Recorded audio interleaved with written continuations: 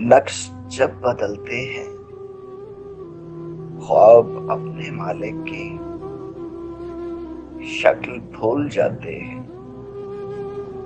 سال آتے جاتے ہیں، سال آئے جائیں گے، اور آنے جانے میں ایک دن وہ آئے گا، ہم یہاں نہیں ہوں گے، خواب تو یہی ہوں گے۔ آج ایسا لگتا ہے سال ہی بدلتے ہیں، وقت کب بدلتا ہے؟ میں نے سارے خوابوں کو آج پھر نکالا ہے۔ سوچتا ہوں حیرت سے، یہ تو اب بھی زندہ ہے۔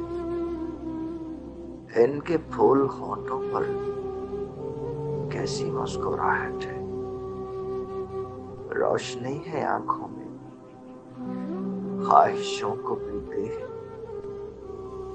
دل میں رہنے والے سب اس طرح ہی جیتے ہیں۔ پوچھتے ہیں مجھ سے وہ، تم کہاں سے آئے ہو؟ خوابناک لمحوں کو پر عذاب مت کرنا۔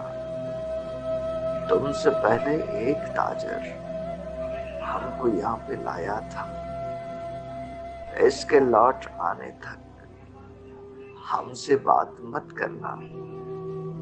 خواب خواب ہوتے ہیں، ان کو کیا خبر ہے کہ وقت کے مسافر کو عمر کی رفاقت نے نقش بدلا ہے۔ نقش جب بدلتے